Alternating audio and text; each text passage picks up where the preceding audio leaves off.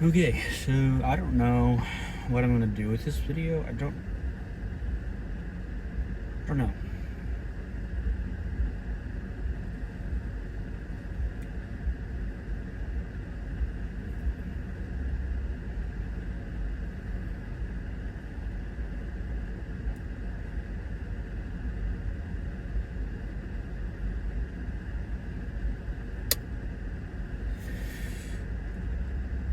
I've been really exploring faith a lot.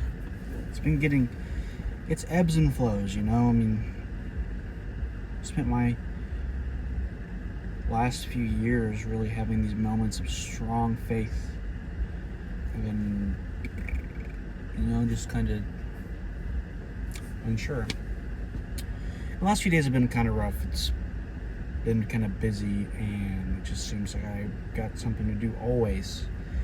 And so, I bought this rosary that I'm trying to pray daily, but it seems like I just keep running out of time, or I put other things off, or I put it off for other things.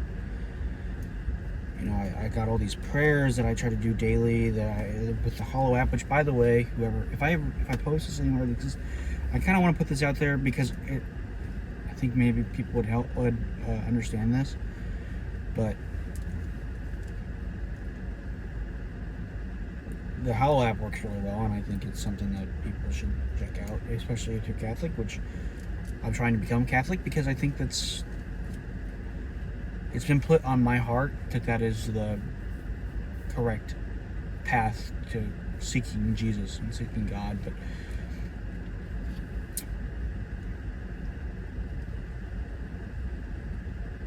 right now, this is February 1st, 2023. Right now, I am going to college for political science and journalism.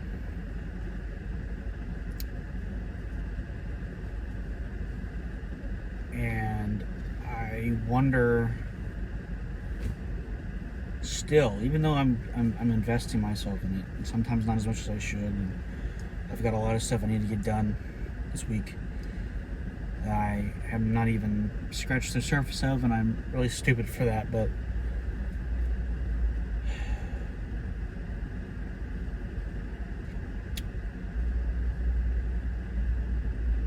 I wonder if that's what I'm even supposed to be doing. And let me explain that.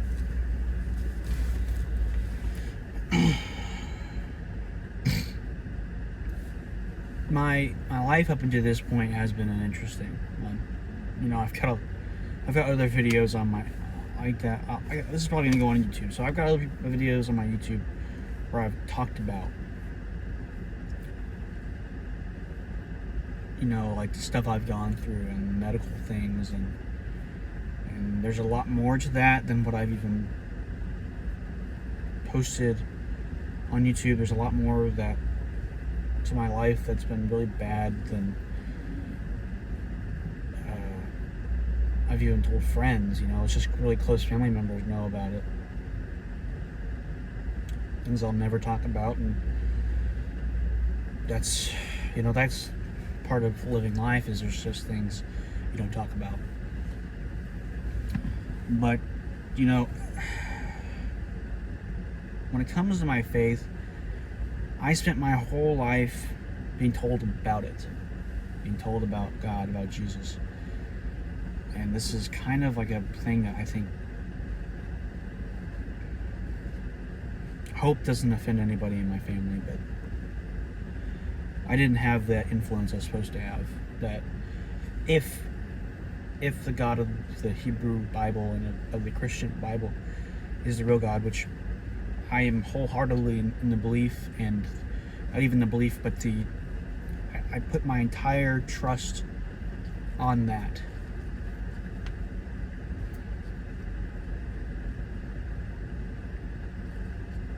Because if I don't put my everything on that, then my life has been for nothing. And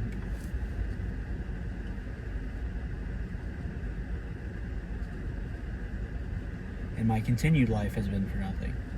And I don't do it just because I don't have a wholehearted belief in that, just because otherwise life would be dreary and I'd be sad because there would be nothing else going on. No.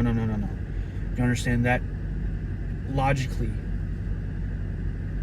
a God like the God in the Bible logically makes the most sense, and it's the only one that's most possible. And logically, the universe just as an accident doesn't make any sense. And logically, the moral truths of the Bible are perhaps the greatest moral truths. No, are the greatest moral truths. Moral truths. There is no perhaps. They are the greatest moral truths.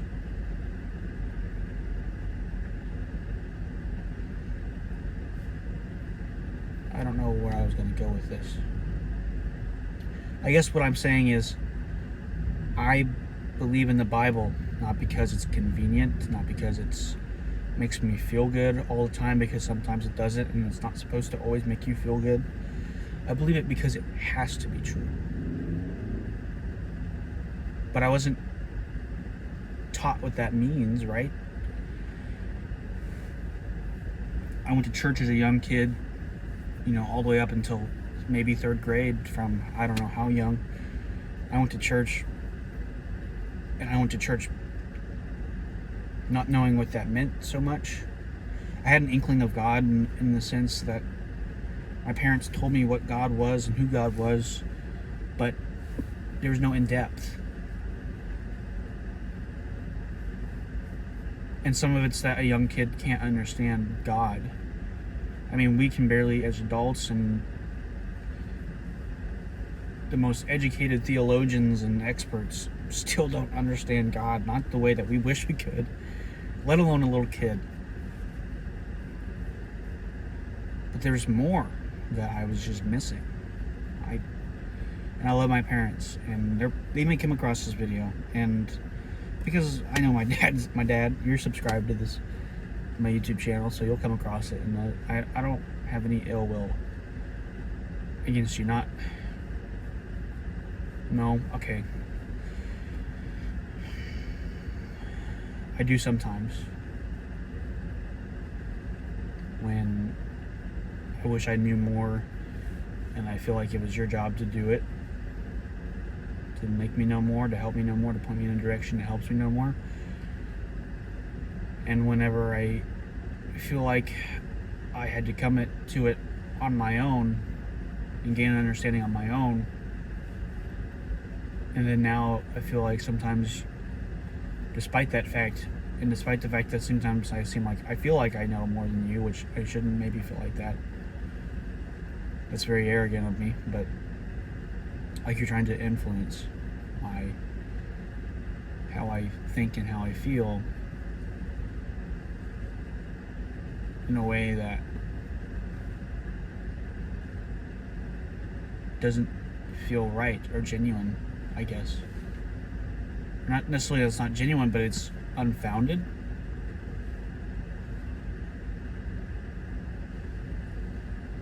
I don't know how to explain what I'm saying.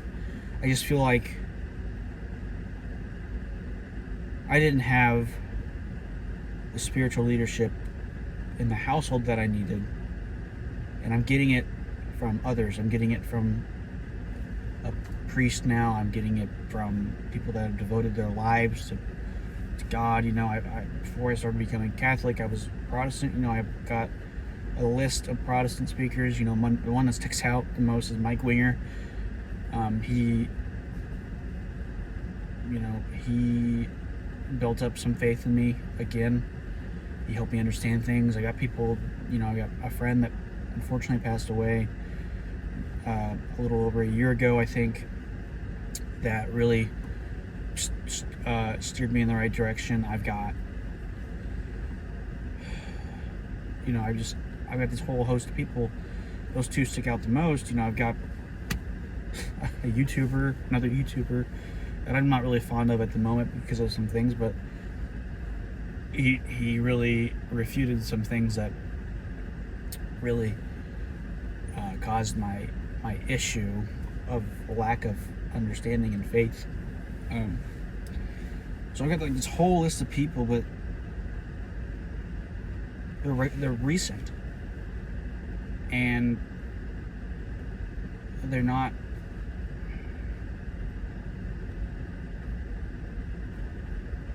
my dad, and they're not my mom.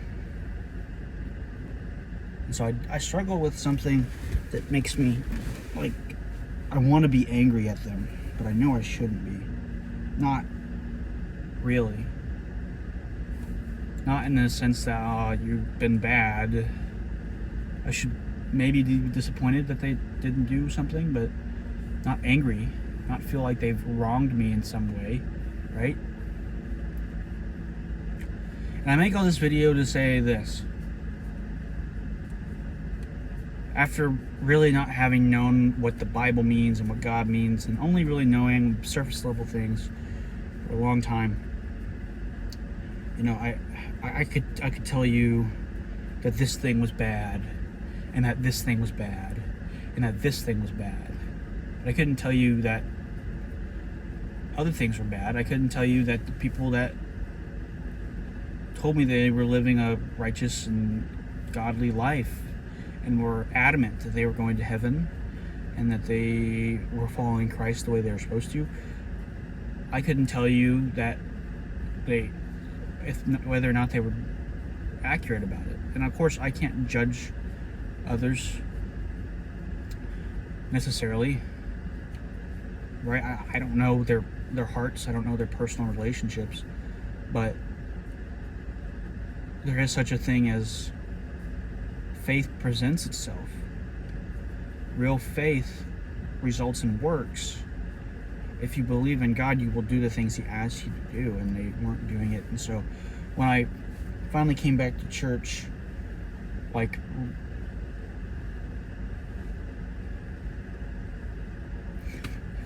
it's gonna sound kind of religiously, I guess that's the best word to say it. When I started going to church again religiously at the last few years of high school, I realized I was seeing things that my family, that I'd never thought of. That, I got baptized.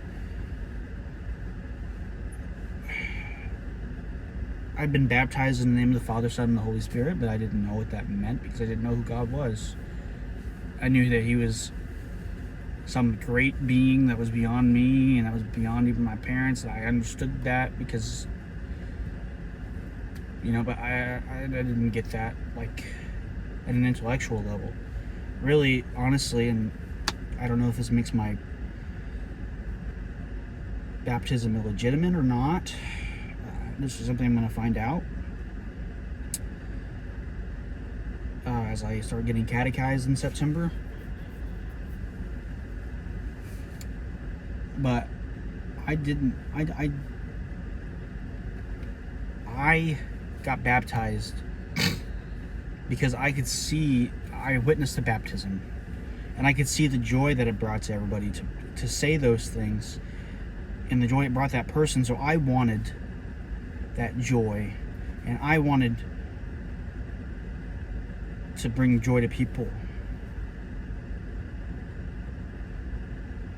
So I gave my life to Christ at that moment, but I didn't change anything really.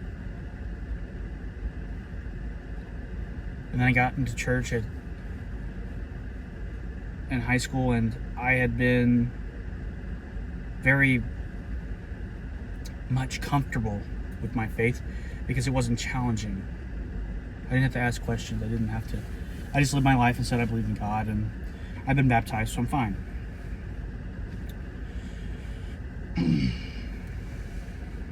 And, as long as I generally was good, I'll be fine, But that was really not the case.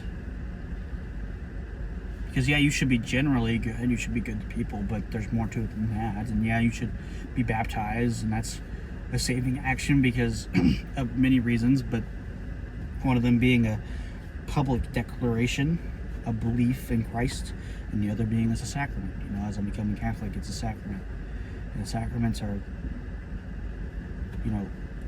on a different level than other acts of faith and acts of profession of faith. Because, I mean, I don't know. So I wonder if that illegitimizes it, or the fact that I maybe had the right idea and seeing that I wanted to feel the way that person did that I watched get baptized, in like second grade. And I wanted to make everyone feel the way they did at my church. Maybe that's something that's kind of not bad. The idea that Christ brings joy to you and to others is not inherently wrong. So I don't know. This is something that I'll figure out. But I'm going to say this again. I say all this for one real thing. I say all this to come to the fact that I had this belief, and then in high school I realized I didn't understand what the belief was, and I was complacent and I was lukewarm, and that threw me off, and I started having more doubts. And then I had an experience, where I thought I literally heard the voice of God talk to me at one point in my senior year, or after my junior year of high school. No.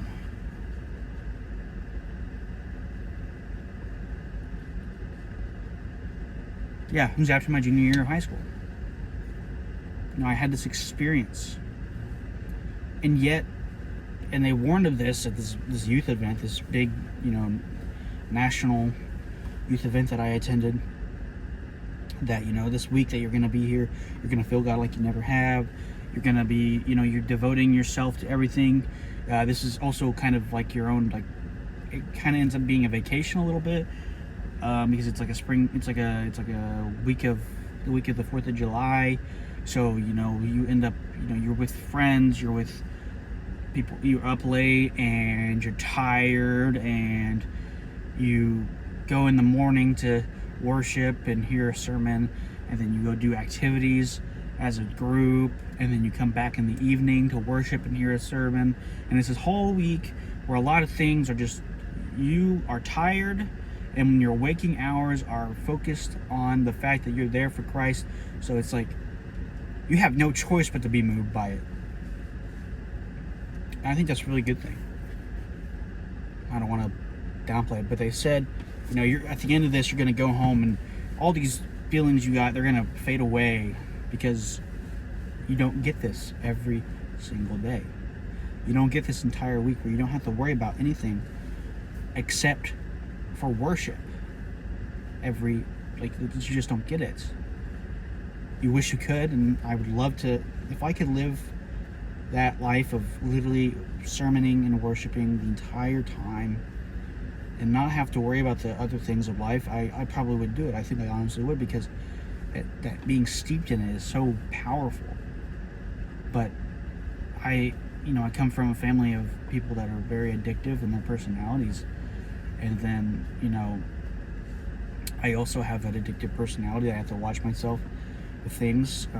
I've struggled with my own forms of addiction in the past, and that I'm coming to terms with, be it porn, or at one point I was, before I was even 21, I was like, man, alcohol is really nice. I had to, thankfully I wasn't to the point where I could set it down. I couldn't set it down. And obviously not being 21, it's very easy to distance myself from it, right? And I told people that were relevant, hey, this is going on, I want to set myself aside for a little bit. And so now here I am, 21. I don't really like being drunk. I like the occasional alcoholic drink, but I don't feel like owned by it like I did, where I would smell alcohol and I was like, I want some alcohol, And that's its own transformed thing. But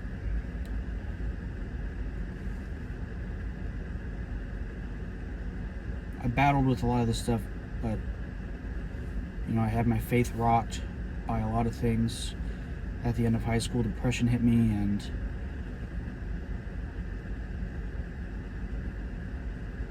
I basically told everybody that I didn't believe in God anymore, at least not the Hebrew God, and at least not the biblical God,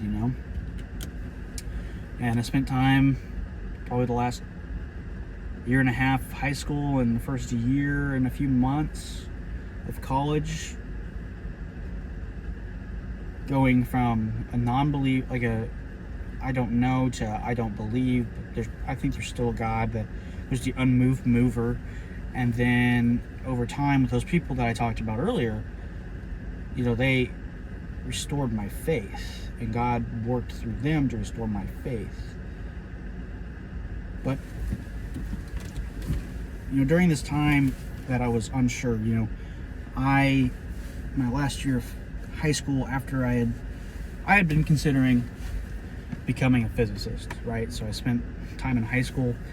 I wanted to be a physicist because I wanted to know answers. I wanted to understand the things around me. I still have that drive, and this is something that's really kind of shaking me a little bit right now, is I still have this deep-seated drive to know things and to understand things.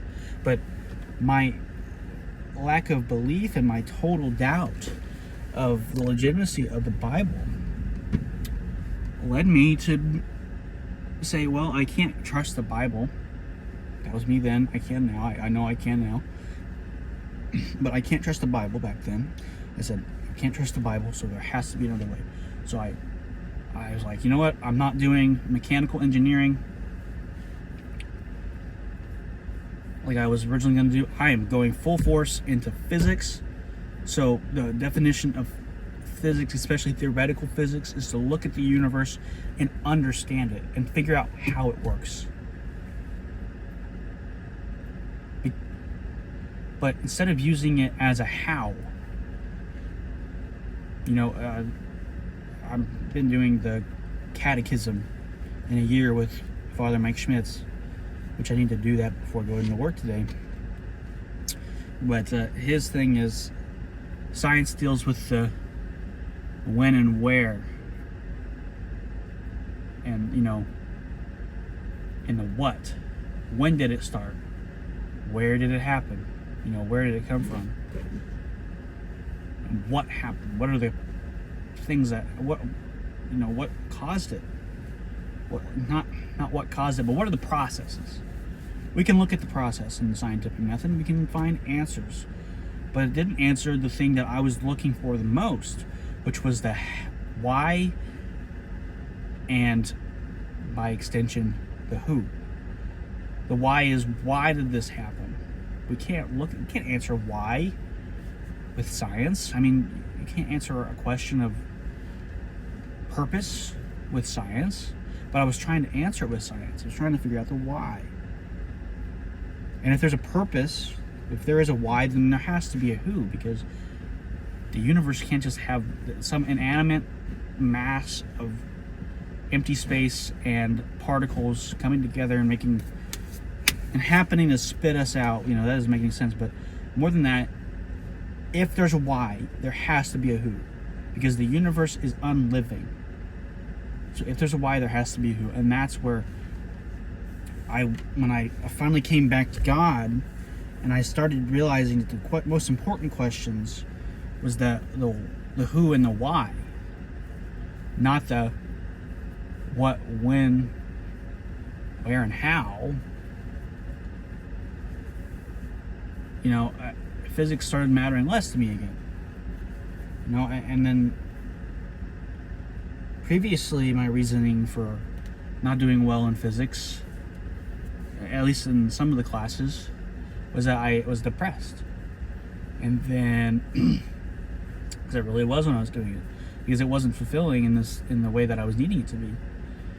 And then I didn't need the physics anymore to tell me, answer that question. I wasn't looking for this answer to the question when I realized that all that matters, and I didn't realize it till recently, but I realize now that what I was really looking for was the who and why.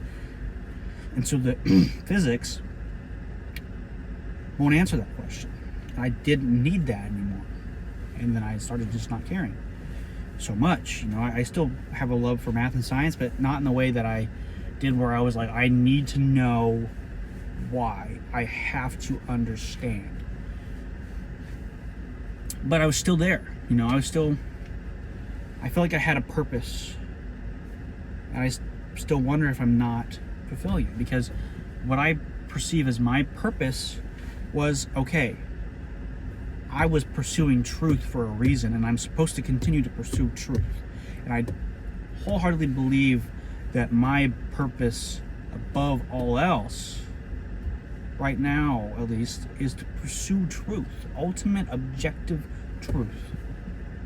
That there is something which I know to be objective truth. And people might come across this video that have no idea what this is, and you know, they're just looking to look, you know, they think it's hilarious that some 21-year-old kid that still lives with his parents and, you know, has been reading his Bible a lot lately, is having a minor existential crisis right now, because, not in the sense that I don't know if I'm doing the right thing, because that's part of it, but in the sense that I don't know if I'm going the right direction. I think people like to watch this stuff. I know, just for the drama of it. I'm not trying to be dramatic, really, but like, I think the reason why I went in the path of physics was because I thought there had to be some objective truth, and I didn't know what it was. I didn't know if it was God, or I didn't know if it was just the universe, and there was nothing to explain, but you could explain the processes, and maybe there was a who and a why at the end of it that I could find, but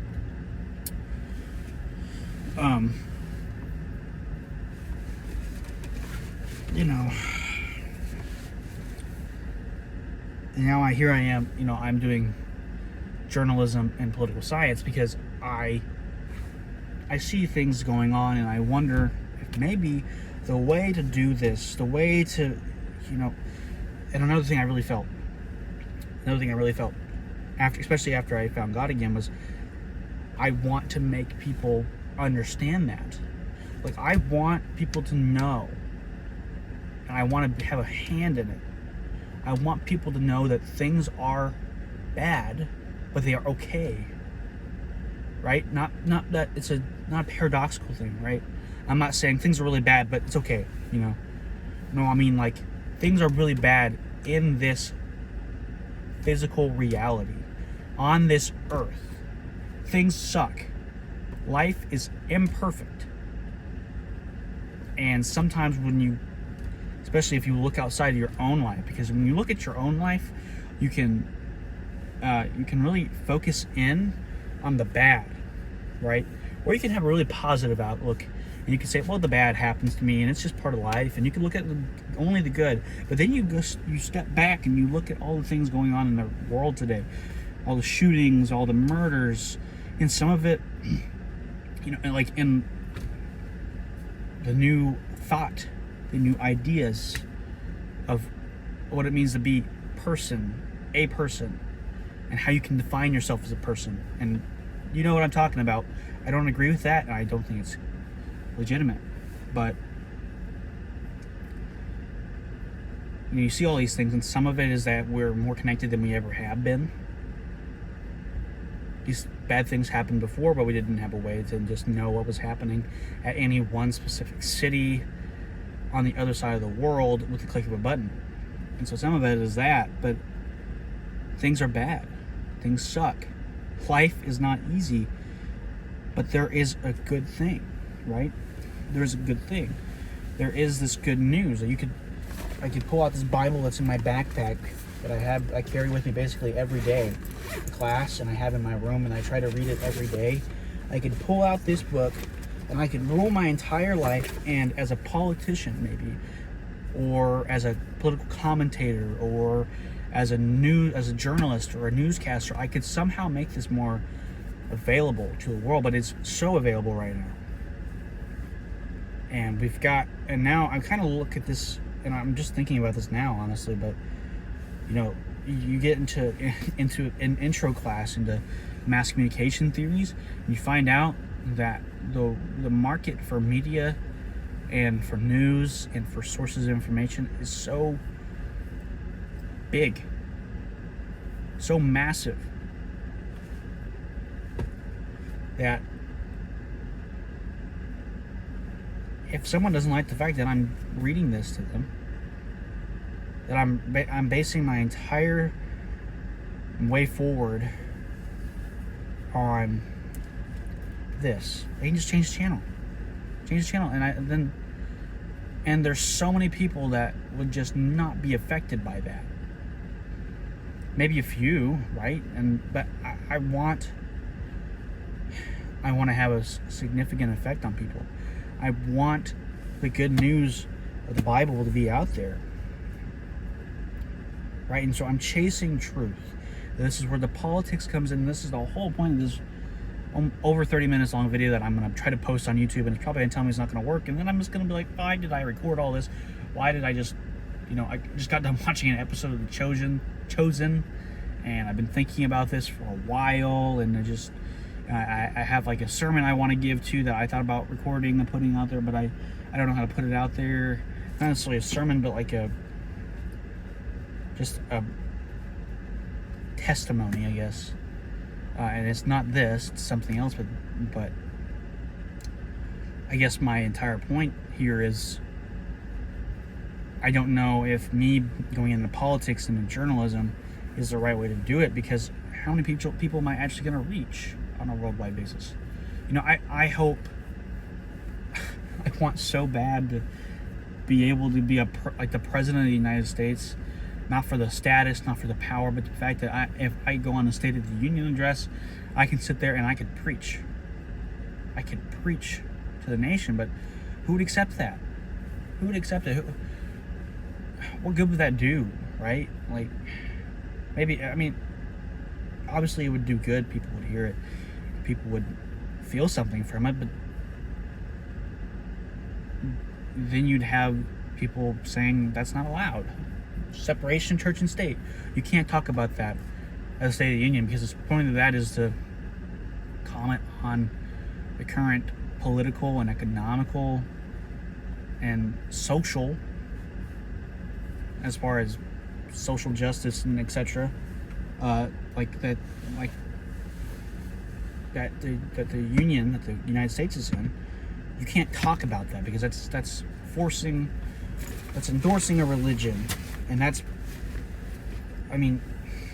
admittedly against the Constitution to have one single, or have, widely endorse one religion over another. And so I wonder, will it matter? Will it matter? And I wonder, my entire thing is chasing truth. I wanted to be a politician because the politician has a negative connotation, but it's the easiest way to research widely and chase the truth and to put it out there. You could get a whole platform just to put truth out there. But I wonder if that's the way I'm supposed to do it. I really, to me, this is the ultimate truth right here. This is the ultimate truth. And then the other part of that truth is how you understand it. And so I don't know if maybe I'm supposed to be a teacher, of this stuff. Should I be... I don't know how to ask this question without just being kind of throwing it out there, but should I be a priest? And do I even know what that means to be a priest? And am I qualified for it? Am I actually called for something like that? Should I go to school? Should I once again switch my major? Give up on... just not even give up, but not even switch my major, but throw in theology courses and get a theology degree, because I want to do something like that. Because that, to me, more so than politics, more so than... politics is just an expression of philosophy on the peoples, on the government, and how then it should work.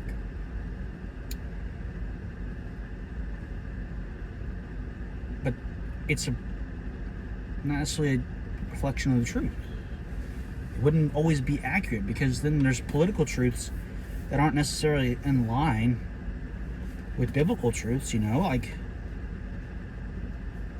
We have a political truth that all people should have total freedom. So that becomes a thing that is rising, in the United States. Not that we shouldn't have freedoms, but people keep saying, well, we should be free to do this. And it stays a while and stays a while, and suddenly we've drawn a new line. We've erased the previous one and drawn a new one. And now we're even further back because we've said, well, we need freedom. And this is what we say freedom is. It's not what the Bible says is freedom, because freedom is, according to the Bible, following Christ, following God, and thus being free in Christ and free from the shackles of sin. Because sin will rule your life, and I can testify to it. And anybody that recognizes that sin is real and that vices are real can 100% testify to it.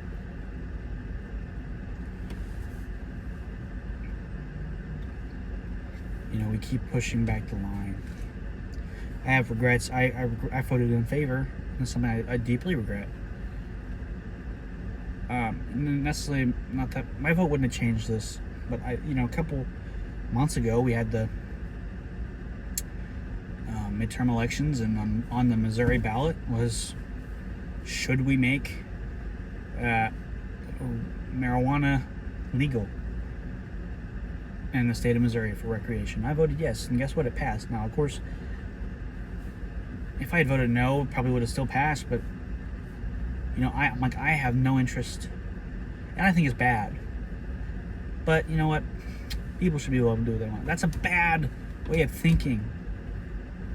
People that are pro-choice, okay? I'm going to say some things that maybe get this video totally ignored, and I don't want anybody to listen to it necessarily. I just want to put it out there because I just need to talk to somebody. I don't know how to approach this stuff with my family, but people that are pro-choice and say, "Oh, I don't think it's right," or killing babies.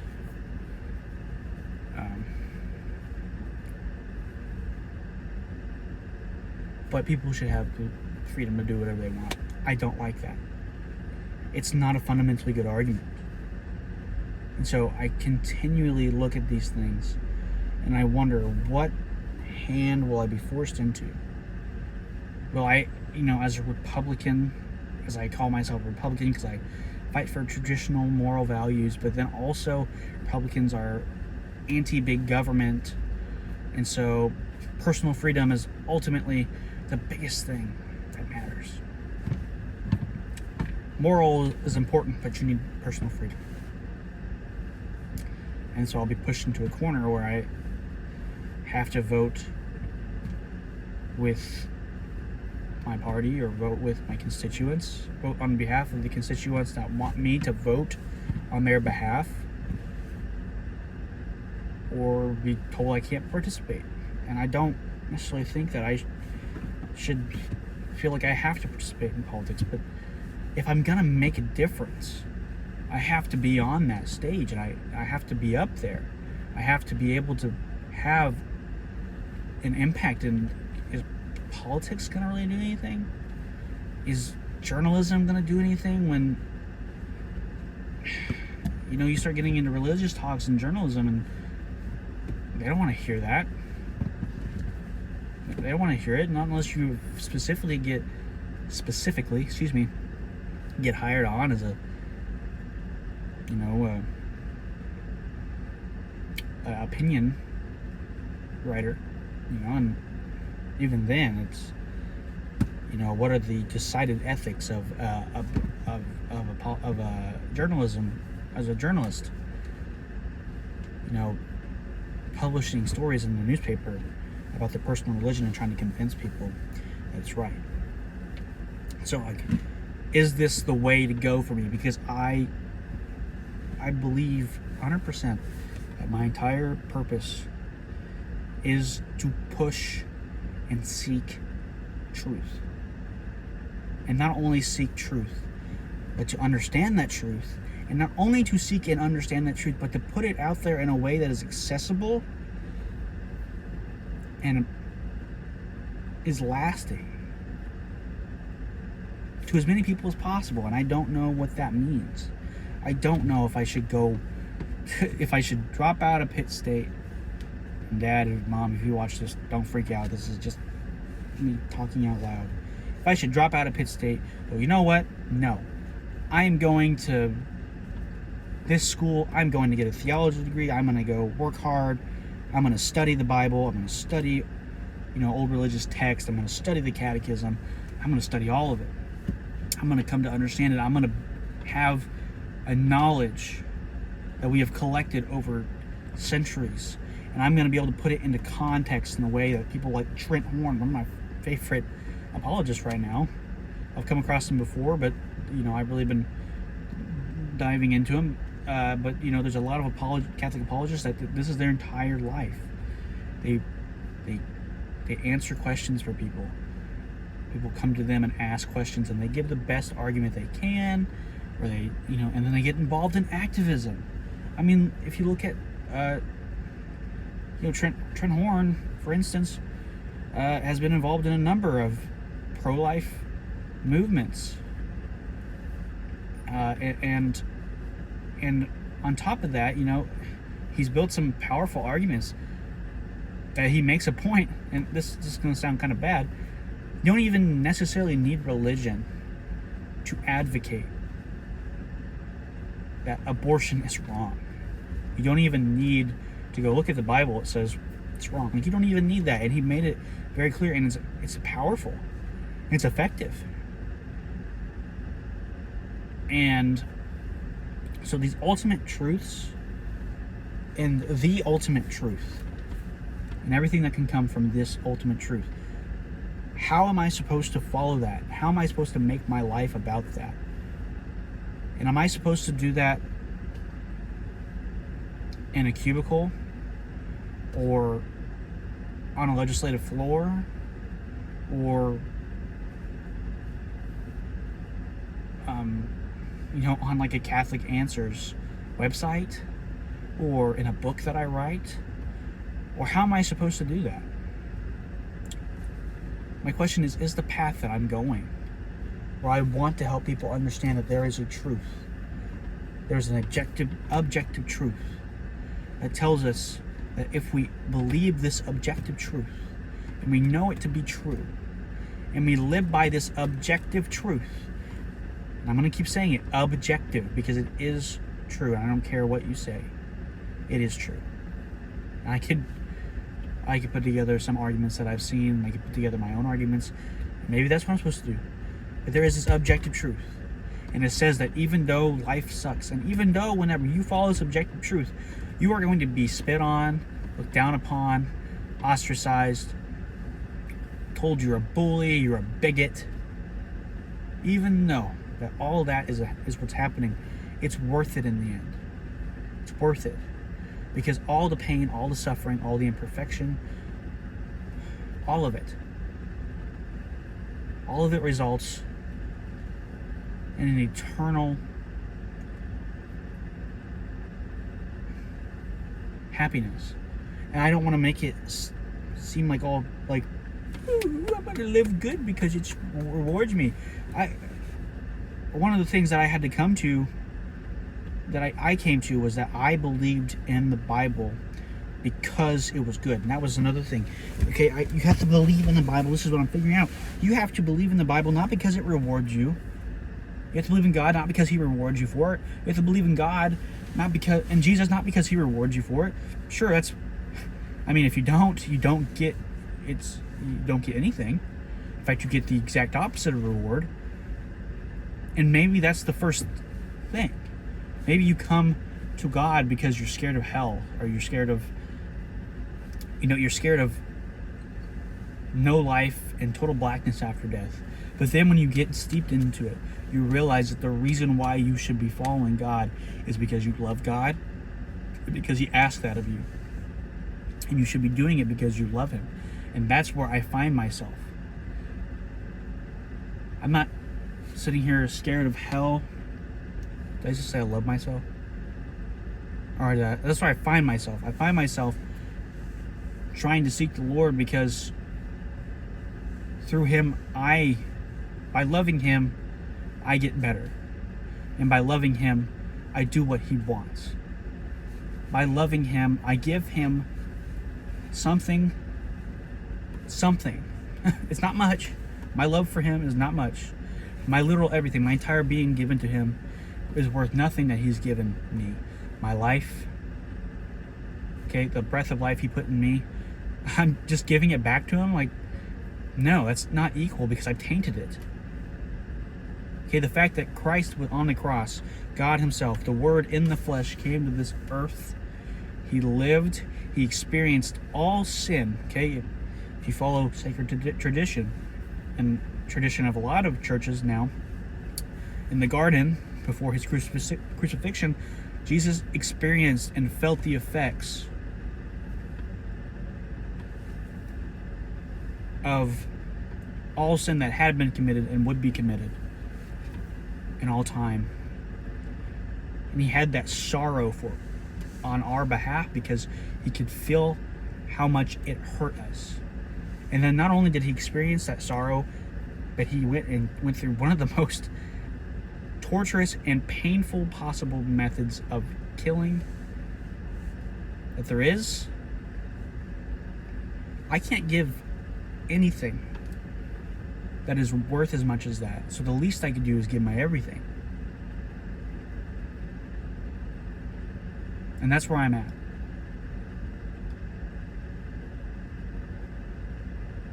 I still struggle every day. I don't understand things, and I read, and that's part of it, and that's part of learning. And I'm trying to figure out what I'm supposed to do, what me giving my everything looks like, what me putting my entire being, my physical and my body and my soul and everything in the Christ, and what does that mean? What does that look like for me? What is asked of me?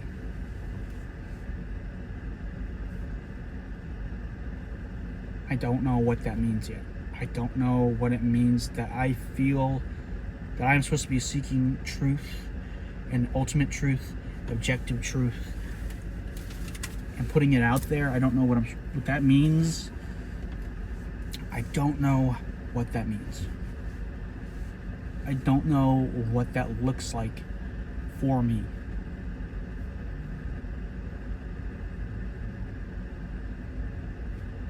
I don't. I don't know what that looks like. I don't know what I'm supposed to do with that.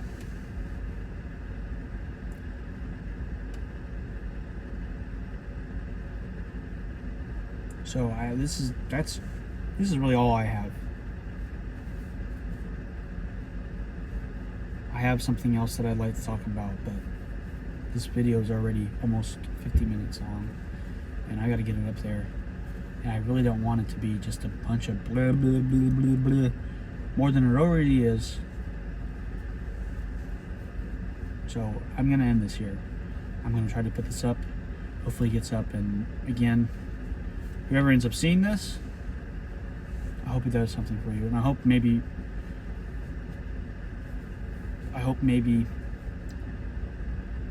you find some kind of relating. Maybe you have some insight. Maybe my family is watching this, like I said, Dad,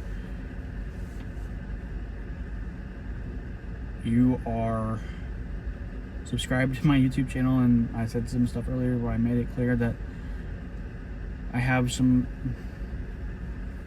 negativeness regarding our relationship as far as religion and spirituality and following Christ goes. So, and Mom as well.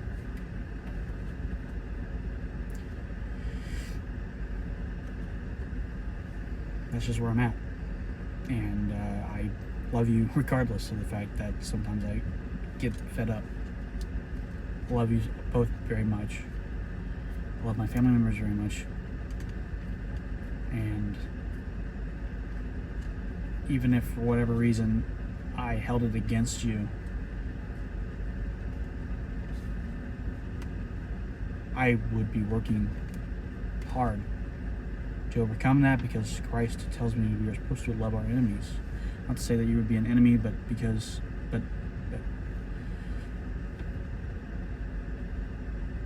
supposed to love people, even the people that have hurt you, even the people that have gone directly against you, even people that have failed you in some way. Again, I'm not trying to, make you seem like you just were horrible parents, because you guys were great parents. And for everything that we went through as a family and the way it was handled, there's a lot of ways that it couldn't have gone any better. So